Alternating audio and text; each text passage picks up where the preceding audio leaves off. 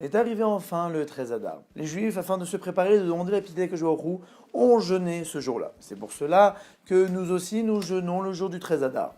Et ce jour-là, les Juifs savaient très bien qui étaient leurs ennemis. Pourquoi ? Puisque grâce aux premières missives, les vrais ennemis du peuple juif se sont dévoilés. Puisqu'ils pensaient que le 13 Adar arrivait, ils allaient tous les tuer. Donc pendant des jours et des jours, les ennemis disaient aux Juifs « Ah, nous allons vous tuer le 13 Adar, nous allons vous prendre tous vos biens. » Et ainsi pendant des semaines.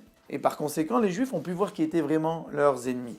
Et ainsi, les Juifs se sont réunis le 13 Adar de toutes les contrées, même des contrées qui n'étaient pas du royaume de Achashverosh, afin de venger le peuple juif et d'exterminer tous les ennemis du peuple juif. Cette vengeance-là a été le 13 Adar, ils se sont reposés le 14 Adar. Mais à Shushan, à Suse, c'était différent. Pourquoi ? Puisque dans cette ville-là, les amis d'Aman et les ennemis du peuple juif s'y étaient regroupés. C'est bien que le 13 Adar arrivait, les ennemis du peuple juif qui voulait venger Aman, dont les 10 fils d'Aman, que chacun avait pris 50 soldats avec lui, donc ils étaient au nombre de 500, s'étaient levés pour venger l'honneur d'Aman et pour tuer les Juifs. Donc est arrivé le 13 Adar, il y a eu un combat. Et les Juifs ont réussi à tuer les 500 soldats qu'avaient montés les 10 fils d'Aman, mais aussi les 10 fils d'Aman. Nous savons très bien que dans la Megillah, nous lisons les 10 fils d'Aman d'un seul trait pour dire qu'ils ont été pendus comme un seul homme. Chaque nom des fils d'Aman ont été écrits chacun sur une ligne. Pourquoi ? Pour nous dire qu'ils étaient très importants et très connus dans le monde. Ils étaient riches et puissants, et quand même ça n'a pas empêché le miracle d'Akadosh Baruch Hu que les Juifs ont mis fin à ces 10 fils d'Aman. Mais d'après certains, dont Tosfot, ils n'ont pas été tués par pendaison, ils ont été tués par décapitation. Ils ont été décapités, et puis ensuite, ils ont été pendus, l'un en dessous de l'autre. Sur la potence qu'Aman avait révélée à Mordechai, les 10 fils d'Aman ont aussi été pendus. Cela a été fait le 13 Adar. Mais le problème, qu'il y avait encore beaucoup d'ennemis, contrairement à toutes les autres provinces. C'est bien qu'Esther demanda à Achashverosh la permission de pouvoir se venger aussi le 14 Adar. Ce qui a été fait, ils ont tué aussi 300 ennemis du peuple juif le 14 Adar. Et ce n'est que le 15 Adar qu'ils ont pu se reposer.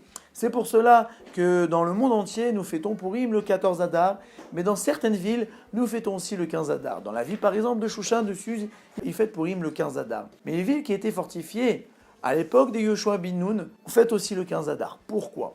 Il aurait fallu décréter que toutes les villes qui ressemblaient à Shushan, à Suse, qui étaient fortifiées à l'époque de Achashverosh, fêtent le 15 Adar, mais il n'était pas respectueux de faire un tel décret par rapport à Israël qui était détruite à cette époque. C'est pour cela que les Chachamim ont décidé que toutes les villes fortifiées à l'époque de Yehoshua bin Nun, alors fêteront comme Shushan le 15 Adar. Pourquoi Yehoshua bin Nun ? Puisque lui aussi a participé à la guerre contre Amalek. Nous savons très bien que Aman descendait d'Amalek. Donc cette guerre-là était une guerre contre Amalek, l'ennemi numéro 1 du peuple juif. Puis ensuite, après avoir mis fin à tous les ennemis, Mordechai a décrété que nous fêtions Purim.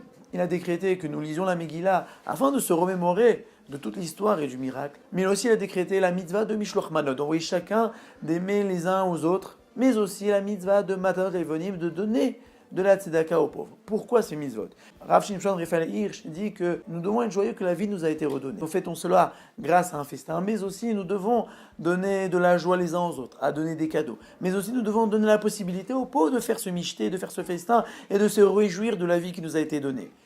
C'est pour cela que nous donnons de la tzedaka, Matanot Levonim aux pauvres, afin que même les pauvres puissent fêter dignement ces fêtes-là que nous réjouissons qu'Akadosh Baruch Hu nous a donné la vie.